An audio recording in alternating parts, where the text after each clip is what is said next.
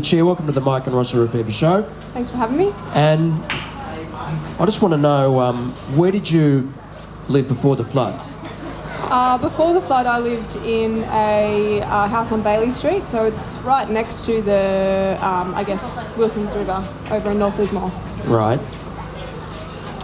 And where are you living now? Now I'm staying with a friend up in Lismore Heights, so luckily she's got a spare bedroom, so me and my partner are staying there now. Oh, great. And so any stories come to mind in regards to the floods? Any stories? Oh, I'm sure there's many stories. It's kind of an ongoing story, isn't it? One that doesn't quite have an ending yet, I don't think. But I guess some of the most significant moments for me were look, I'm sure you've heard lots of stories about the terrifying aspects. I can probably tell some stories about the funny parts or the moments of joy. So we did spend the couple of days on the Saturday and Sunday prior to the flooding event. We thought the water would probably come up pretty high. Our house is relatively low set. So we were preparing, moving some things upstairs, carrying some heavy stuff, but there was a bit of an excitement, We've lived in North Lismore for only a couple of years. We hadn't experienced a flood yet. And my partner was saying we're going to be real Northies now, once we've lived through this. Not long after the flood, we were pretty not that happy about being real Northies now, but anyway. He got pretty excited. He bought a bottle of whiskey and he was like, we're staying in the house, we're going to stay the night. I was slightly terrified about that idea, but, thought, well, I don't really want to leave you here by yourself, so I'll do it. And we've got these neighbours who live across the road, Lucy and Tim. They're really lovely people, and they've got a little boy called Rumi who's quite little. And for the whole 2 years that we've lived in North Lismore, we've never gone to have a beer with him, but we always talk about it.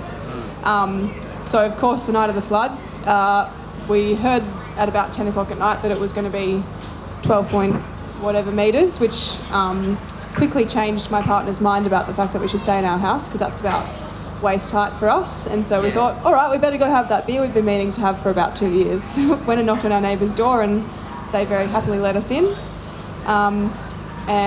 Then we hung out with them for an hour or two, thinking that, knowing that our house was going to be completely destroyed, but they live in a house which they've spent quite a lot of money and time raising above the 1974 flood level. So we thought, we'll just be here for a few days and a bit of a nice, a nice visit with our neighbours. Good chance to get to know them.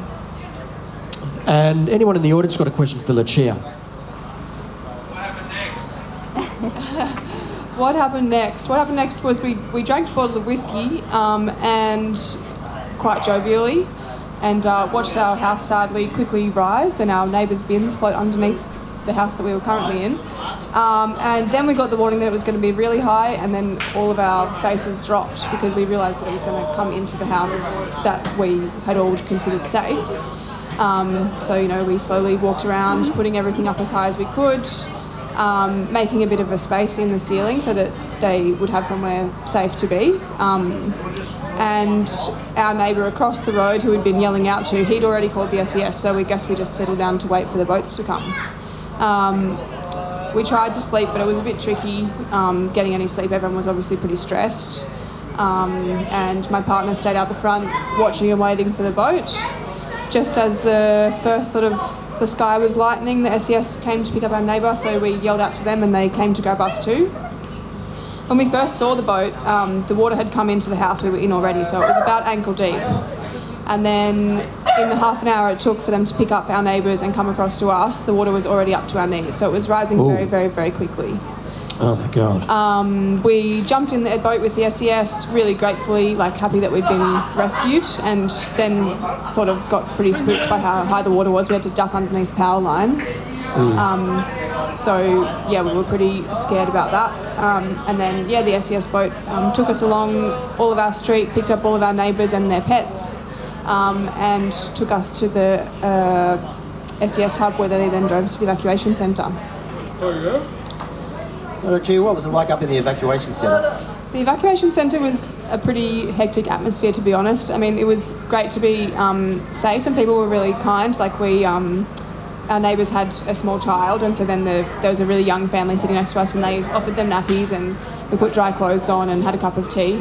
But we were pretty keen to get out of there pretty quickly. I mean, for starters, we wanted to leave the space for people that really needed it. We're lucky to have friends up in the higher set parts of Lismore, but also, I guess, as is going to be the case, basically the thing with Lismore is that most of the people who live in the lower set parts of people's homes are people from, I guess, low socioeconomic status, people with not many other connections to go to, and so the vibe there was pretty full on, I guess, like lots of cats and dogs and all, like animals fighting, and people just really stressed and overwhelmed, of course, as well. So yeah, but we were really happy to have a safe place to go to. So yeah. Well, thank you, Lucia, for coming along. Would you like a chocolate? Mike. Oh yeah, Yeah. why not? You haven't got any chocolates left, Mike. You've only got lollipops. Oh, okay. But I'll have a Coca-Cola lollipop. Okay. And was there a lot of food there? Was there food at the evacuation centre? Do you mean? Yeah. Yeah, there was food there. Yeah, they had actually quite a lot of food already, like some nice muffins, a couple of cups of tea, and there was a van outside that was cooking bacon and eggs and sausages, and people were really stoked about that. All right, then thank you very much for your time. We really appreciate that. Thank you very much for having me, Mike and Ross. See you guys soon. Thank you, Lucia. Thank you very much.